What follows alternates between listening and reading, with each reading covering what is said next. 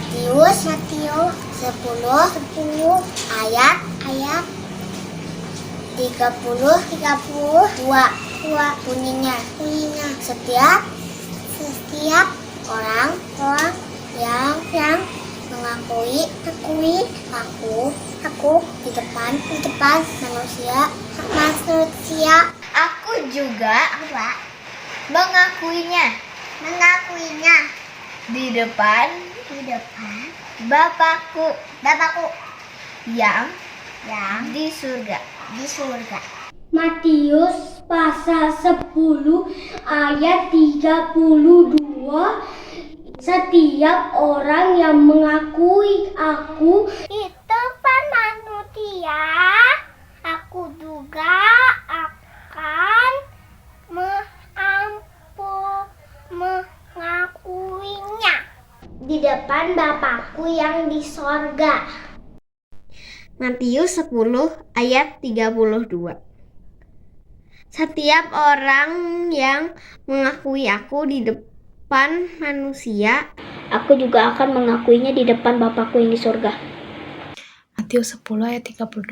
Isinya, setiap orang yang mengakui aku di depan manusia, Aku juga mengakuinya di depan Bapakku yang di surga. Amin. Terima kasih. Matius 10 ayat 32. Selamat mendengarkan. Setiap orang yang mengakui aku di depan manusia, Aku juga akan mengakuinya di depan Bapakku yang di sorga. Matius pasal 10 ayat 32. Setiap orang yang mengakui aku Di depan manusia, aku juga akan mengakuinya di depan Bapakku di surga. Bye-bye. Saya akan menyebutkan ayat Al-Quran meroti. Matius 10 ayat 32. Setiap orang yang mengakui aku di depan manusia, aku juga mengakuinya di depan Bapakku yang di surga. Amin. Terima kasih.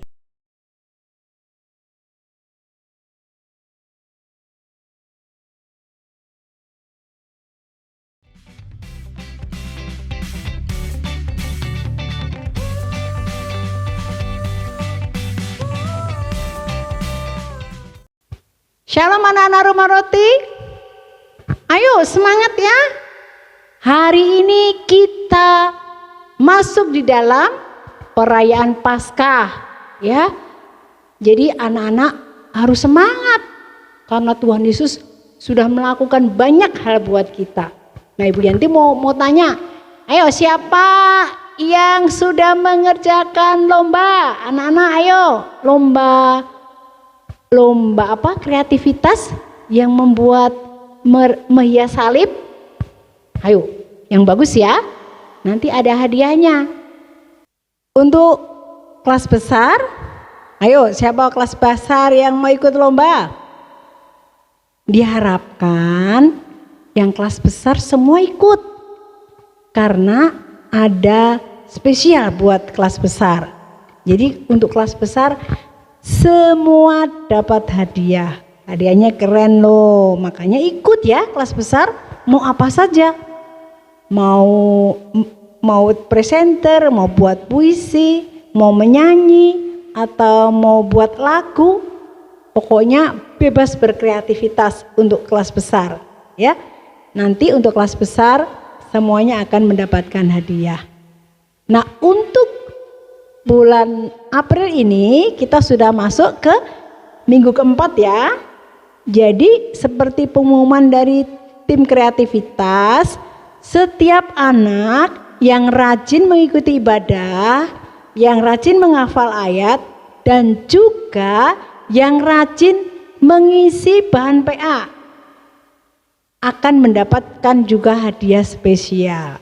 Jadi kalau yang penting ngisi bahan PA itu penting, itu nilainya tinggi itu, nilainya 60%. Jadi kalau yang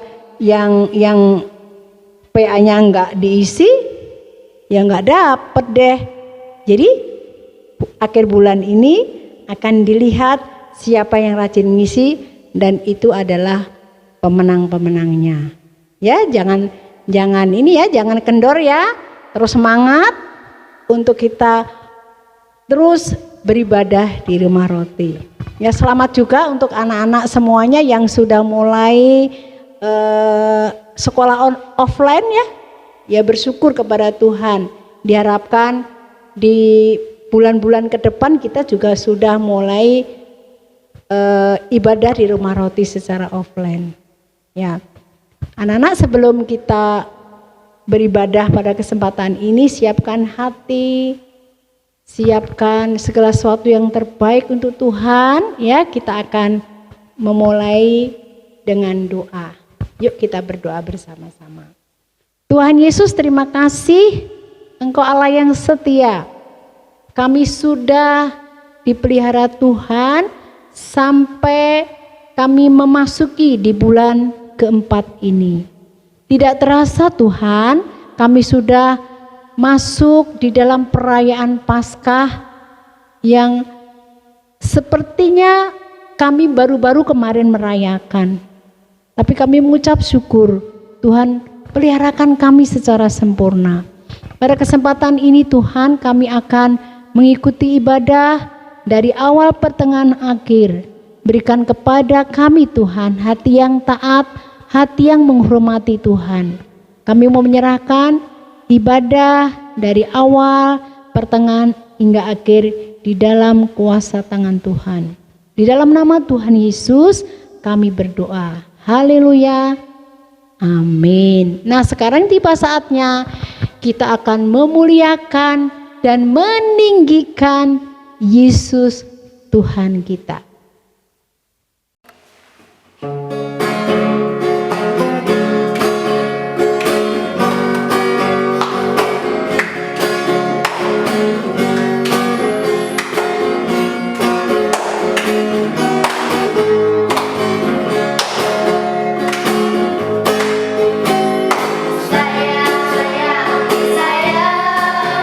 Aku disayang Tuhan, aku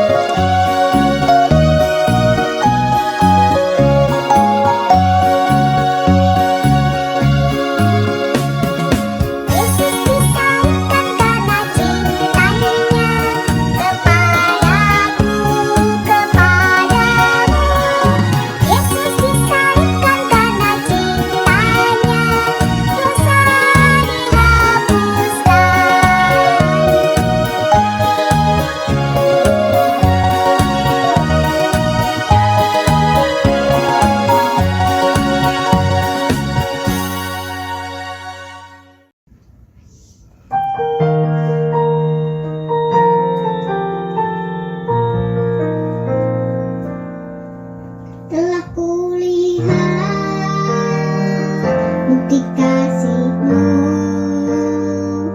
Kau menderita gantikanku. Dengan darah-Mu Kau selamatkanku. Kini ku hidup menyenangkan-Mu.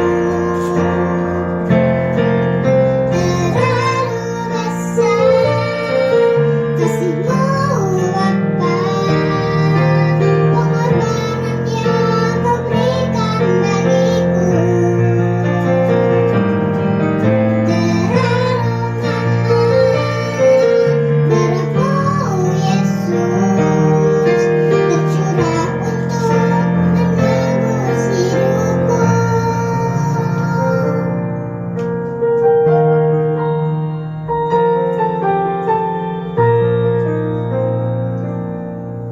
Telah kulihat bukti kasih-Mu.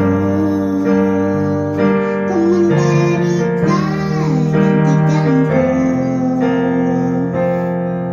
Dengan darah-Mu Kau selamatkanku. Kini ku hidup menyenangkan-Mu. Terlalu besar kasih-Mu Bapa, pengorbanan yang Kau berikan bagiku.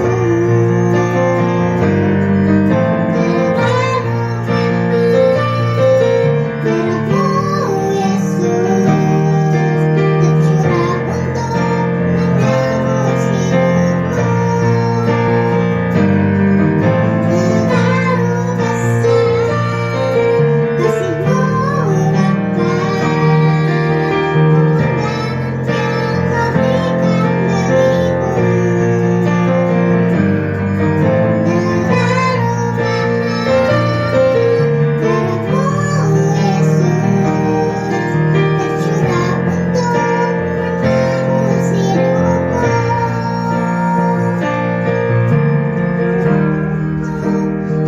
Menebus hidupku. Tercurah untuk menebus hidupku.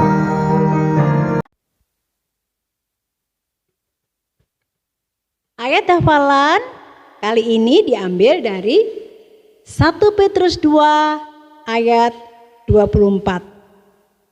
Ia sendiri telah memikul dosa kita di dalam tubuhnya di kayu salib, supaya kita yang telah mati terhadap dosa hidup untuk kebenaran. Oleh bilur-bilurnya kamu telah sembuh.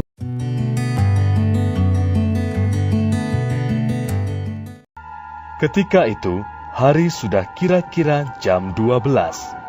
Lalu kegelapan meliputi seluruh daerah itu sampai jam 3, sebab matahari tidak bersinar.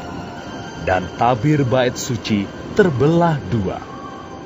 Lalu Yesus berseru dengan suara nyaring, "Ya Bapa, ke dalam tangan-Mu kuserahkan nyawaku." Dan sesudah berkata demikian, ia menyerahkan nyawanya. Ketika kepala pasukan melihat apa yang terjadi, ia memuliakan Allah. Katanya, "Sungguh, orang ini adalah orang benar."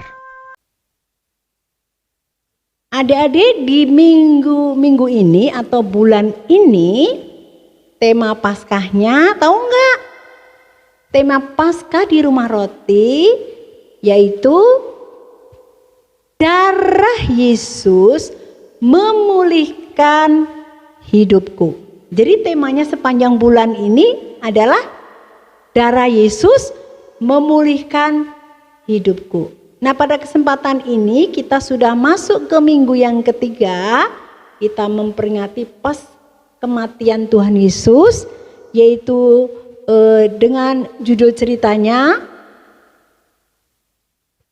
Tuhan Yesus menebus dosaku. Jadi Tuhan Yesus menebus dosaku. Ya, adik-adik udah melihat ya 2 minggu yang lalu bagaimana perjalanan Tuhan Yesus untuk menuju salib. Tuhan Yesus bergumul di Taman Getsemani. Terus akhirnya Tuhan ditangkap. Yang menyerahkan muridnya sendiri loh adik-adik. Pasti adik-adik tahu siapa? Oh pinter ya anak-anak ya. Yaitu siapa? Yudas Iskariot. Waktu ditangkap, yang nangkap siapa adik-adik? Yang nangkap adalah ahli-ahli Taurat dan orang-orang Farisi. Jadi ahli-ahli Taurat dan orang Farisi itu adalah tokoh agama di Israel. Jadi mereka tuh fanatik sekali. Orang-orang ahli Taurat tuh fanatik sekali. Jadi Tuhan Yesus ini didakwa, yaitu mereka Tuhan Yesus didakwa oleh ahli Taurat bahwa mereka bahwa Tuhan Yesus ngapain Tuhan Yesus, yaitu menista agama kepercayaan daripada orang-orang Yahudi.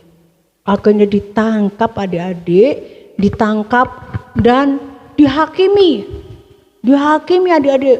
Kamu sudah melakukan begini, kamu sudah menghasut seluruh bangsa Israel, kamu memerintahkan untuk tidak membayar pajak. Tuhan Yesus dituntut banyak sekali. Padahal Tuhan Yesus tidak pernah melakukan kesalahan sekalipun. Adik-adik tahu kan perjalanan Tuhan Yesus? Tuhan Yesus melakukan kebaikan. Tuhan Yesus memberitakan kabar baik. Tuhan Yesus menyembuhkan orang yang buta, orang lumpuh, bisu tuli, semua penyakit apapun disembuhkan oleh Tuhan Yesus. Tuhan Yesus banyak menghibur. Tuhan Yesus juga melepaskan orang-orang yang kerasukan setan. Tapi semua yang dilakukan Tuhan Yesus, mujizat-mujizat yang dilakukan Tuhan Yesus itu dianggap oleh ahli Taurat dan orang-orang Farisi itu adalah melecehkan agama mereka karena tidak sesuai dengan aturan-aturan ahli Taurat. Makanya pokoknya hukumnya Tuhan Yesus tuh harus dibunuh. Wah, ngeri sekali ya adik-adik ya. Rupanya zaman dulu juga udah ada kejahatan seperti itu. Nah, itu kejadiannya kapan adik-adik? Kejadian waktu subuh kan, waktu sesudah Tuhan Yesus berdoa. Sesudah dihakimi oleh para ahli Taurat dan orang Farisi, Tuhan Yesus dibawa kemana adik-adik? Dibawa ke namanya Pontius Pilatus. Pontius Pilatus itu adalah gubernur di Israel waktu itu, supaya diadilin. Jadi Tuhan Yesus diolok-olok, ditarik-tarik, dicaci maki, dibilangin semua kata-kata yang kasar itu dilontarkan kepada Tuhan Yesus. Dan Tuhan Yesus juga ada yang mukulin, ada yang melempar batu, ada yang meludahin. Bayangkan adik-adik, Tuhan Yesus tidak pernah melakukan kesalahan, kejahatan apapun juga. Dan akhirnya Tuhan Yesus dibawa kepada Pontius Pilatus, gubernur waktu itu. Nah, akhirnya diadilin di situ. Ditanya oleh Pontius Pilatus, apa sih sesungguhnya kejahatan yang dilakukan oleh Tuhan Yesus? Ditanya adik-adik, diteliti sebetulnya apa ya? Wah, orang-orang ini yang mengikuti Tuhan Yesus dan ahli Taurat dan orang Farisi itu terus mencecer, pokoknya dia itu dosa kepada Kaisar. Dia menghasut bangsa ini untuk tidak memberikan pajak kepada Kaisar, untuk melakukan kejahatan. Padahal Tuhan Yesus enggak, adik-adik. Akhirnya Pak Pontius Pilatus melihat semuanya itu, apa sih seperti yang dilakukan? Pak Pontius Pilatus ya gubernur waktu itu bingung juga. Nah, aku enggak mendapatkan kesalahan. nggak bisa mengadili ini. Tuhan Yesus nggak bisa diadili oleh Pontius Pilatus. Akhirnya karena Pontius Pilatus itu tidak bisa mengadili Tuhan Yesus, Pontius Pilatus bilang, udah kasih kepada Raja Herodes aja. Jadi karena nggak ada kesalahannya, udah ke Raja Herodes aja. Karena rupanya Pontius Pilatus nggak bisa menemukan kesalahannya. Adik-adik, akhirnya Tuhan Yesus ditarik lagi ya, jadi ditarik lagi kemana adik-adik? Ke Raja Herodes. Dicaci maki, diludahin, dikata-katain kasar, menghujat, wah macam-macam adik-adik. Wah kasar sekali. Kalau adik-adik melihat filmnya mengerikan ya. Wah rupanya zaman dulu banyak orang jahat juga ya. Kalau melihat zaman sekarang juga ngeri ya, dia banyak orang jahat juga. Nah akhirnya adik-adik waktu dibawa kepada Herodes, Raja Herodes juga bingung. Kesalahannya apa sih? Nggak ada juga, nggak bisa. Tapi dakwaannya tuh banyak sekali. Dakwaannya tuh yang ditipu semuanya. Dakwaannya, kesalahannya banyak sekali adik-adik. Akhirnya Raja Herodes bilang, saya nggak menemukan kesalahan dan dosa daripada Yesus ini, kata Herodes. Akhirnya Raja Herodes mengembalikan lagi ke gubernur Pontius Pilatus, karena rupanya yang berhak menghakimi, mengadili Tuhan Yesus adalah Pontius Pilatus. Dibawa lagi adik-adik. Pak Pontius Pilatus juga bingung, ini kenapa sih? Aku tuh gak bisa menemukan kesalahan ini, tapi kenapa harus dihukum? Akhirnya ada yang teriak, salibkan dia, salibkan dia, salibkan dia. Wah adik-adik, rupanya harus disalib tuh. Itu Tuhan Yesus harus salib. Mereka teriak-teriak harus disalib itu. Dan akhirnya karena Pontius Pilatus tidak menemukan kesalahannya, akhirnya Pontius Pilatus bilang gini, ya udah sekarang kita cambuk aja. Ini orang ini kita cambuk, dan karena nggak ada kesalahannya, habis itu lepaskan. Tidak mau, nggak bisa. Pokoknya harus salibkan dia, dia orang jahat, dia penjahat, dia menghasut seluruh bangsa ini. Pokoknya Tuhan Yesus dikata-katakan, dicaci maki. Akhirnya apa adik-adik? Pontius Pilatus cuci tangan. Sampai akhirnya Pontius Pilatus, Pak Gubernur, nawarin kepada bangsa Israel di situ ahli Taurat. Jadi gimana nih? Ini ada penjahat namanya Barabas. Dia jahat sekali.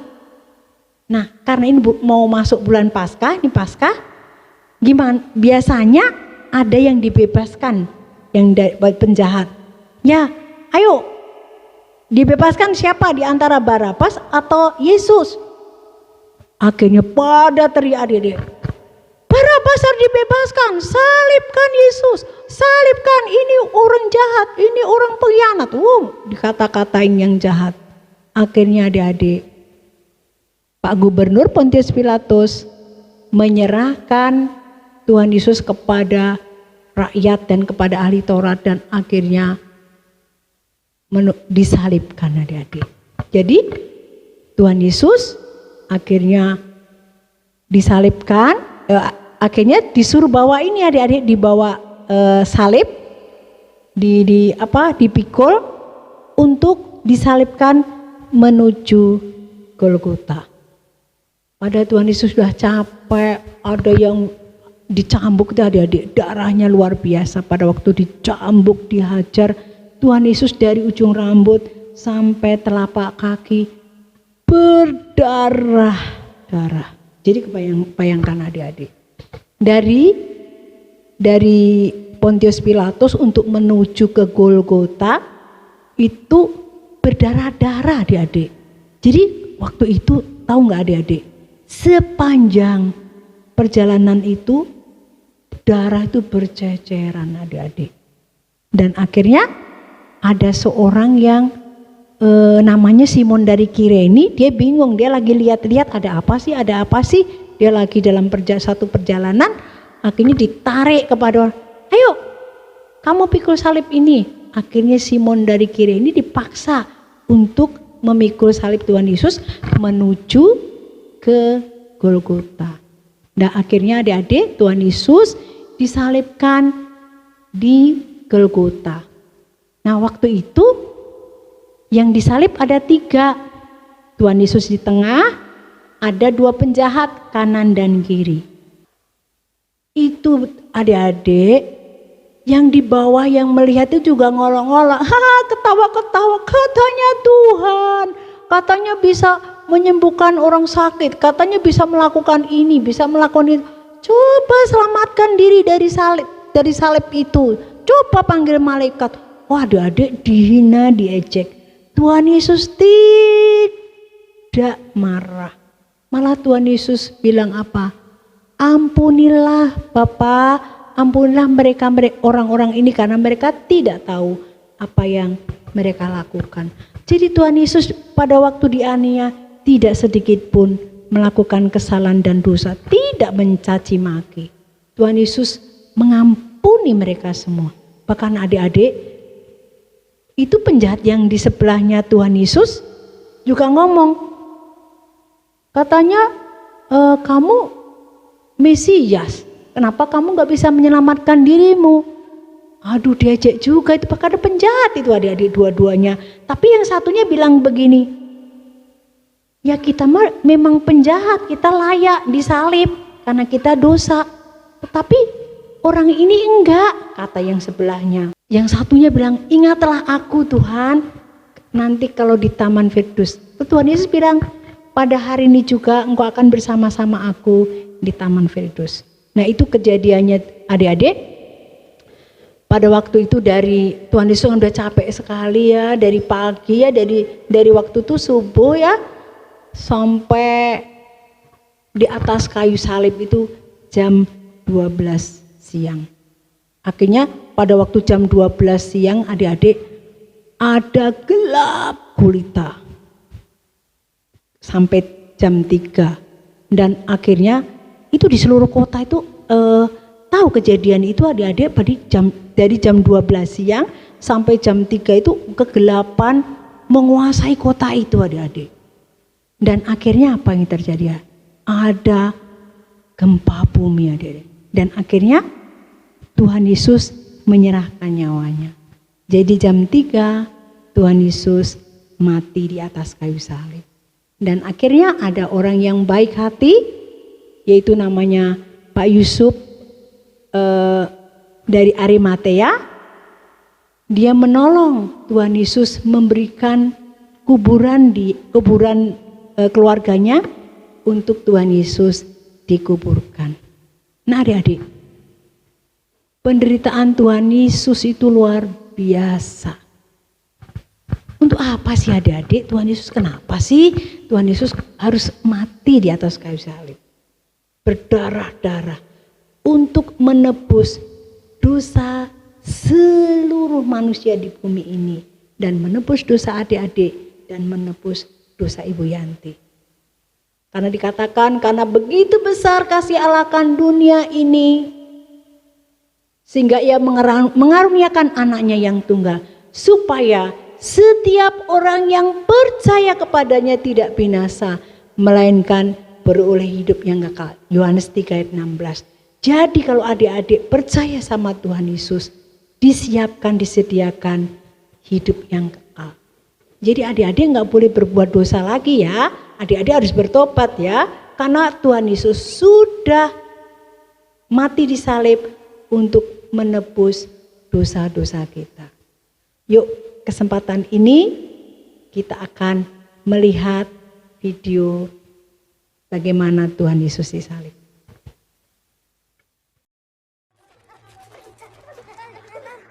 Sesudah mereka menangkap Yesus, kemudian Yesus dibawa menghadap imam besar. Lalu semua imam kepala, tua-tua dan ahli Taurat berkumpul di situ. Imam-imam kepala Malah seluruh mahkamah agama mencari kesaksian terhadap Yesus supaya ia dapat dihukum mati. Tetapi mereka tidak memperolehnya. Banyak juga orang yang mengucapkan kesaksian palsu terhadap dia, tetapi kesaksian-kesaksian itu tidak sesuai yang satu dengan yang lain. Maka imam besar bangkit berdiri di tengah-tengah sidang dan bertanya kepada Yesus, katanya, "Tidakkah engkau memberi jawab atas tuduhan-tuduhan saksi-saksi ini terhadap engkau? Apakah engkau Mesias, anak dari yang terpuji?" Jawab Yesus, "Akulah dia. Dan kamu akan melihat Anak Manusia duduk di sebelah kanan yang Maha Kuasa dan datang di tengah-tengah awan-awan di langit." Maka imam besar itu mengoyakkan pakaiannya dan berkata, "Untuk apa kita perlu saksi lagi? Kamu sudah mendengar hujatnya terhadap Allah. Bagaimana pendapat kamu?" Lalu dengan suara bulat mereka memutuskan bahwa dia harus dihukum mati. Pagi-pagi benar, mereka membelenggu Yesus, lalu membawanya dan menyerahkannya kepada Pilatus. Pilatus bertanya kepadanya, "Engkaukah raja orang Yahudi?" Jawab Yesus, "Engkau sendiri mengatakannya." "Lihatlah betapa banyaknya tuduhan mereka terhadap engkau."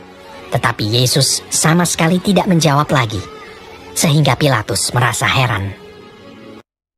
Pilatus menjawab mereka dan bertanya, "Apakah kamu menghendaki supaya ku bebaskan raja orang Yahudi ini?" Maka mereka berteriak lagi, katanya, "Salibkanlah dia!"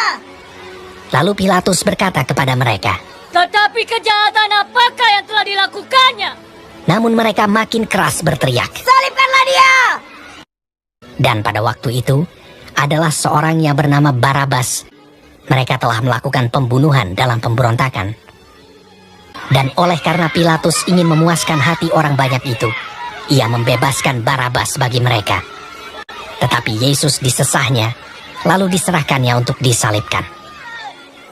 Mereka mengenakan jubah ungu kepadanya, menganyam sebuah mahkota duri dan menaruhnya di atas kepalanya. Kemudian mereka mulai memberi hormat kepadanya. Katanya, "Salam, hai raja orang Yahudi."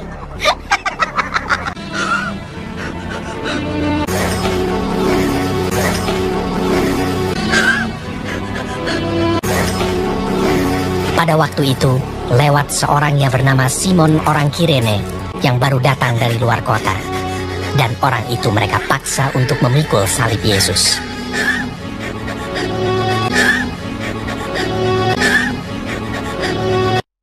Mereka membawa Yesus ke tempat yang bernama Golgota, yang berarti tempat tengkorak.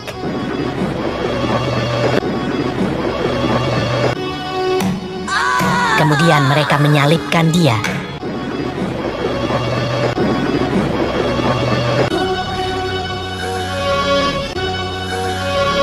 Hari jam 9 ketika ia disalibkan.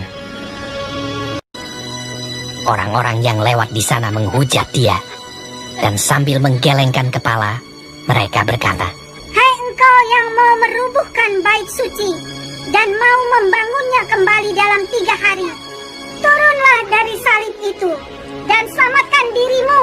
Demikian juga imam-imam kepala bersama-sama ahli Taurat mengolok-olokkan dia di antara mereka sendiri, dan mereka berkata, "Orang lain ia selamatkan, tetapi dirinya sendiri tidak dapat ia selamatkan." Bersama dengan dia disalibkan 2 orang penyamun, seorang di sebelah kanannya dan seorang di sebelah kirinya. "Bukankah engkau adalah Kristus? Selamatkanlah dirimu dan kami." Kita memang selayaknya dihukum, sebab kita menerima balasan yang setimpal dengan perbuatan kita. Tetapi orang ini tidak berbuat sesuatu yang salah. Yesus, ingatlah akan aku apabila engkau datang sebagai Raja. Kata Yesus kepadanya, "Aku berkata kepadamu, sesungguhnya hari ini juga engkau akan ada bersama-sama dengan aku di dalam Firdaus." Pada jam 12, kegelapan meliputi seluruh daerah itu. Dan pada jam 3, berserulah Yesus,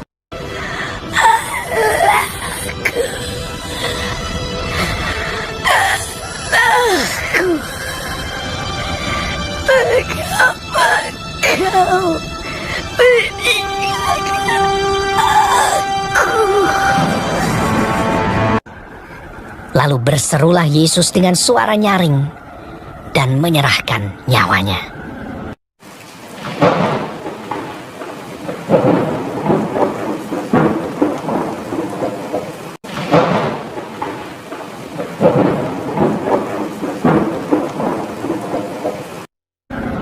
Ketika itu, tabir bait suci terbelah 2 dari atas sampai ke bawah. Waktu kepala pasukan yang berdiri berhadapan dengan dia melihat matinya demikian, berkatalah ia, Sungguh, orang ini adalah anak Allah.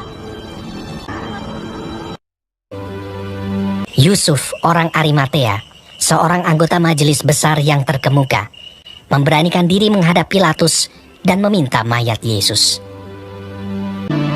Lalu ia membaringkan dia di dalam kubur yang digali di dalam bukit batu. Kemudian digulingkannya sebuah batu ke pintu kubur itu. Adik-adik sudah melihat bagaimana penyaliban Tuhan Yesus? Jangan berbuat dosa lagi adik-adik. Jangan berbohong. Jangan mencuri. Jangan malas. Sebetulnya yang harus dihukum itu siapa sih? Kita kan suka melakukan kejahatan. Tidak menghormati orang tua. Suka nyontek juga kali kalau yang anak-anak yang sekolah. Jadi suka mukul dedek juga atau kata-kata kasar. Sebetulnya yang harus disalibkan itu kita, tapi diganti oleh Tuhan Yesus.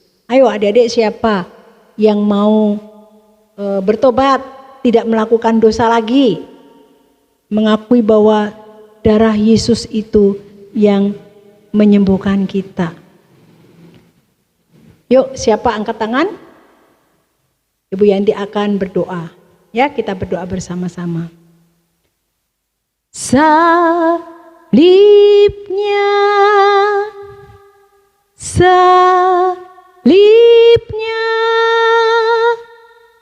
selamanya mulia.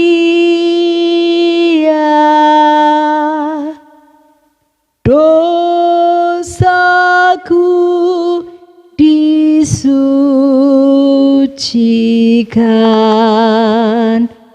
oleh darah Yesus.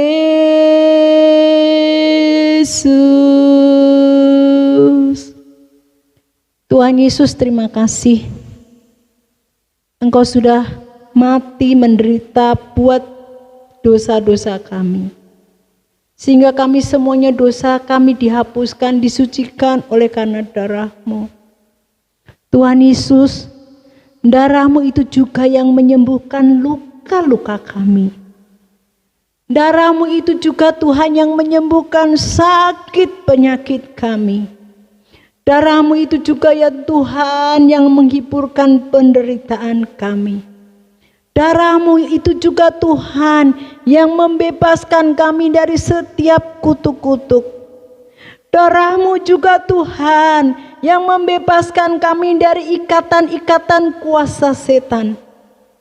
Darah-Mu itu juga Tuhan yang menyembuhkan luka-luka hati kami. Terima kasih Tuhan. Kami percaya Engkau memberkati setiap anak-anak di tempat ini. Penderitaan apapun yang kami alami tidak akan pernah melepaskan kami dari kasih-Mu. Berkati semua anak-anak di rumah roti dan mis-mis di rumah roti dan setiap orang tua kami. Supaya kami sungguh-sungguh mengasihi Tuhan karena dosa kami sudah diampuni. Dan pada kesempatan ini Tuhan, kami berdoa untuk keselamatan bagi bangsa kami ini. Tuhan, berkati bangsa dan negara kami ini, supaya bangsa seluruh orang-orang di negeri Indonesia ini mengenal Yesus, satu-satunya Allah yang sanggup melepaskan dari dosa-dosa mereka. Terima kasih Tuhan memberkati bangsa dan negara kami.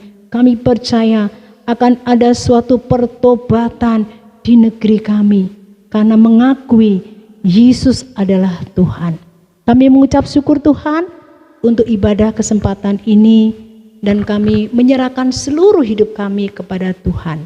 Di dalam nama Tuhan Yesus kami berdoa. Amin.